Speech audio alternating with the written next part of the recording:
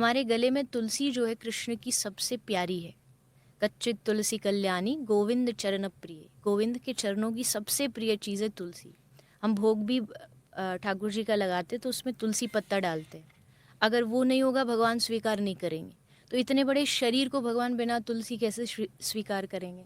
गले में कंठी इस बात का प्रमाण है कि हम भगवान के हो चुके हैं।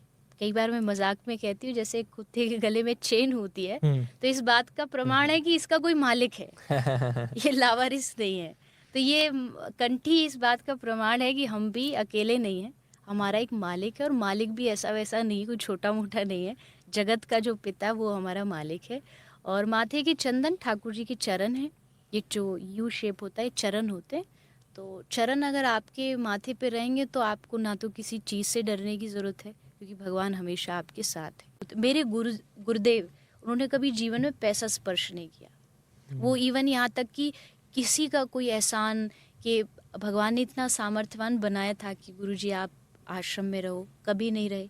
वो अपनी एक किसी और की कुटिया में रहते थे, रोटी मांग के लाते थे। कहीं जाना भी है तो खुद ऑटो बस इसमें जाते, एक लड़का साथ रखते थे ताकि वो किराया दे सके, क्योंकि पैसे नहीं छूते थे। तो ये कहीं ना कहीं ये चीज़ें मुझे लगता है ये आदमी को ऐसी जो भक्ति होती है वो अट्रैक्ट करती है। आज के युवाओं को ज़्यादा अट्रैक्ट करती है, क्योंकि उनको लगता है कहीं ना कहीं ज़्यादा दिखावा है, हर जगह ऐसा है, हर जगह वैसा है। लेकिन जहाँ उनको लगता है नहीं, यहाँ प्योरिटी है, यहाँ भक्ति है शुद्ध, तो वो अपने आप उससे अटैच होते हैं। ब्रज में हम गाते एक व्यास जी का पद है, हम श्री राधे जू के बल अभिमानी, पड़े रहे अलमस्त भजन में, क्योंकि हमारे सर पर राधा रानी। तो ब्रज वाले लोग इसीलिए निडर होते हैं क्योंकि उनको पता हमारे सर पे श्री जी का हाथ है, राधा रानी मेरे साथ है, तो डरने की क्या बात है। तो बस यही भाव श्री जी का अपना बनाता है। और कि इस दुनिया में सबसे ज़्यादा अगर किसी के प्रेम में रस है तो वो राधा रानी के नाम में। क्या वो ये कह सकते हो आप, आदमी एकदम टेस्ट उसका ख़राब हो और उसको कुछ अच्छा नहीं लग रहा हो, सब जगह मिर्च मसाला कड़वाहट, और अचानक से कोई इतना सा हल्का सा उसको मिश्री की वो खिला दे और उसको खाते एकदम मुंह पर मिठास से भर जाए, तो राधा नाम वो मिश्री की डली है। संसार में चारों कड़वाहट है, बुराइयां हैं, बहुत सारी परेशानियां हैं, तकलीफ़ें हैं, और राधा नाम वो छोटी सी मिश्री है जो आपकी सब परेशानियों को छोटा बना देती है और सब पे भारी पड़ जाती है। तो जो दिया उसकी कृपा, जो नहीं दिया वो उसकी इच्छा। राइट, दोनों में खुश रहो।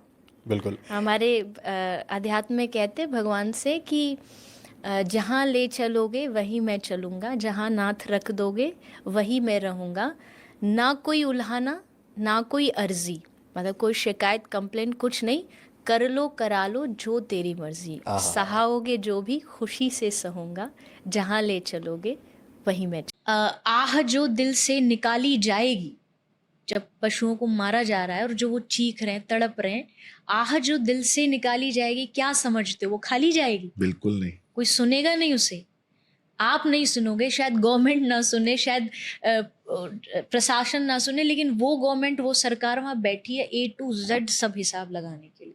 तो उससे बचने के लिए मुझे लगता है सबसे पहले अपना खान पान शुद्ध करो, आहार अच्छा होगा तो विचार अच्छे होंगे, विचार अच्छे होंगे तो आप इंसान अच्छे बनोगे, और इंसान अच्छे बनोगे तब आप एक भक्त अच्छे बन पाओगे। तो शुरुआत यहाँ से धीरे धीरे आदतों से हो। बिल्कुल। प्रेम का अर्थ ही है तत्सुखे सुखित्वम, उनके सुख में अपना सुख ढूंढना, उनकी खुशी में अपनी खुशी, उनकी राजी में अपनी रजा मानना, यही प्रेम होता है। अपना सुख जहाँ आने लग जाएगा वहाँ प्रेम गौण हो जाएगा, वहाँ स्वार्थ हावी हो जाएगा। प्रेम में ये भी नहीं है कि मैं जो जो चाहूं तुम वो करो। प्रेम में है कि तुम जो जो करो वो मैं पसंद कर लूं, वो मुझे जो जो ही प्यारो करे सोई मोहे भावे, जो जो वो करेंगे मेरे लिए वही खुशी है। और यही प्रेम का स्वरूप राधा कृष्ण के लीला का कारण ही बस इतना है।